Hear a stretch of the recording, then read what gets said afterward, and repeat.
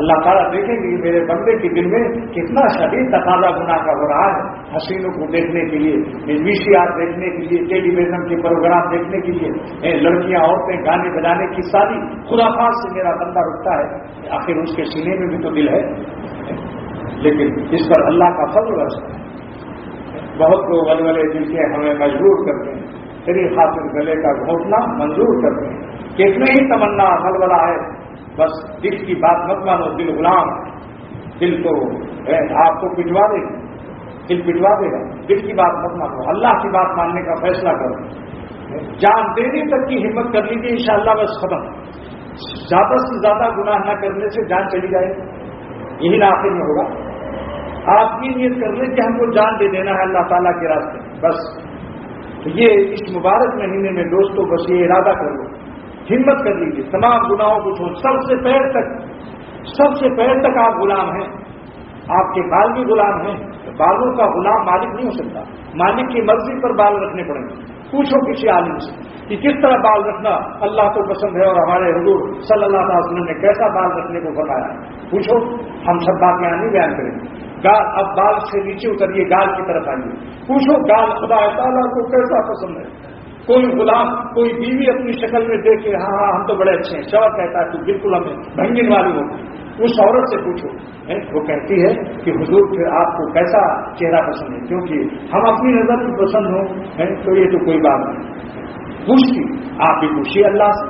اللہ سے کیسے پوچھیں گے؟ رسول اللہ سے پوچھیں گے صلی اللہ علیہ وسلم، پوچھیے کہ اللہ تعالیٰ کو کیسا گال پسند ہے۔ 15 سال تک تو وہ گال مکلف نہیں ہے، جب تک داڑھی نہیں آتی، مجبوری ہے، لیکن اس کے بعد پوچھیے علماء دین سے کہ اللہ اور رسول کو کیسا گال پسند ہے، بال والا یا بے بال والا، پوچھو۔ میں کچھ نہیں کہوں گا، آپ ان کے بات اور آج کریلا کھلا دیا، ایسے مسئلے کو کریلا نام رکھا ہوا، وہ بھی نیم کو چڑھا ہوا، ہم کچھ نہیں کہتے، بس آپ اچھا میں ایک بات کہتا ہوں، آپ دل میں سوچ لیں کہ اگر آپ کو خان حضور صلی اللہ علیہ وسلم کی زیارت نصیب ہو تو ان کا گال چہرہ مبارک کیسا ہو، جو آپ کا دل کہتے ویسے بن جاؤ۔ آج ہی کا قصہ ہے، وہ میں نے ایک دوست کو، وہ مجھ سے بیٹھ بھی ہیں، عالم ہیں، حافظ ہیں، میں کتاب دیکھ رہا تھا تو میرے کرتے پر دعائیں مصنوع اتنا سے کتابچہ رکھا تھا سینے پر، تو میں جب یوں ہوا تو گرنے لگا زمین پر، میں نے سوچا ان کو پکڑا دوں، یہ لیے رہے، ہدیہ دینے کے لیے تو نہیں تھی، لیکن جب ان کو دے چکا تو دل میں خیال آیا کہ جب اس کو دے دیا تو اب کیا ہے، اس کو ہدیہ ہی دے دو۔ میں نے کہا چلو یہ تمہیں ہدیہ ہے، نیت بدل گئی، پہلے کیا نیت تھی؟ امانت تھی، لیکن بعد میں نے ہدیے کی نیت کر دی، تو میں نے ان سے کہا دیکھو، چونکہ ہدیہ دینے کی شکل ہم نے اختیار کی، پہلے تو میں نے ان کو دیا، یہ ہدیہ دینے میں تو کیسے دیا جاتا، بھائی چلو اس کو رکھ، بھائی اس کو پکڑ لو، یہ لیجیے، میں نے کہا ان سے یہ لیجیے، انہوں نے لے لیا۔ اب اس کے بعد میں نے سوچا ان کو ہدیہ ہی دے دوں، پھر میں نے ان سے کہا کہ یہ میری نیت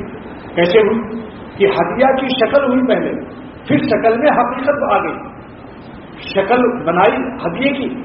غیرت آئی کہ چلو اس بیچارے کو ہدیہ ہی دے دو، کیا دے کر واپس لیں، تو ہدیے کی شکل بن جانے سے ہدیے کی حقیقت بھی نصیب ہو گئی۔ تو اگر ہم اللہ والوں کی شکل بنا لیں انشاءاللہ تعالی اللہ والوں کی حقیقت اللہ تعالیٰ عطا کر دے گا،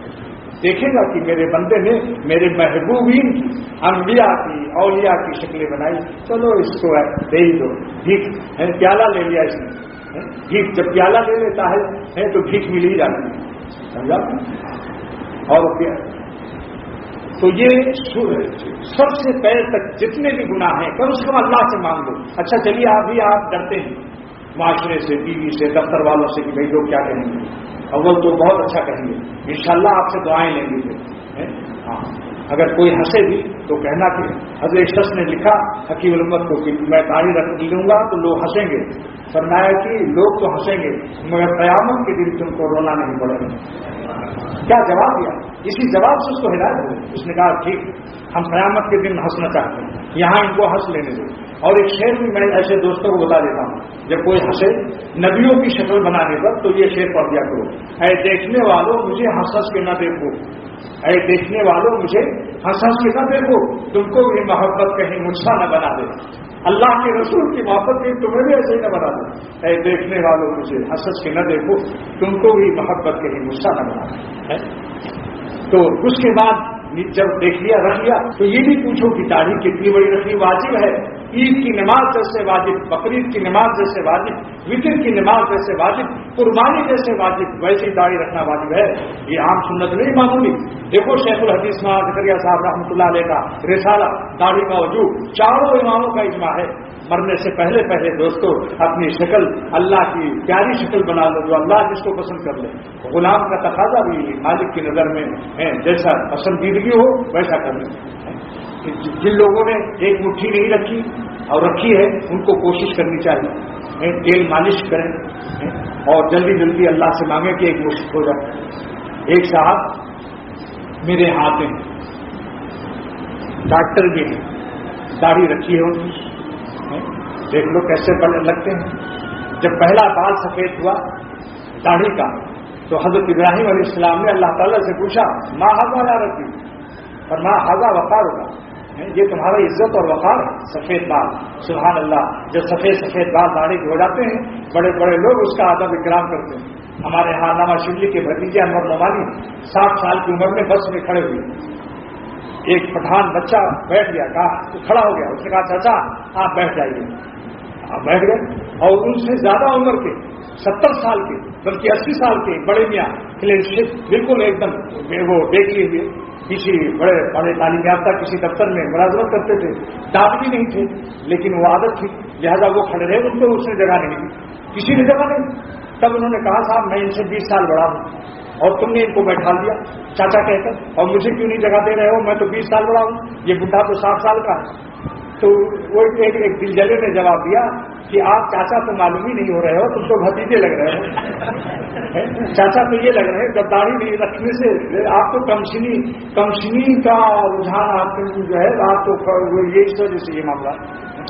تو دیکھو یہ بات تو ہمارے گھر کی بات ہے، یہیں رہتے تھے بیچارے انور نعمانی صاحب.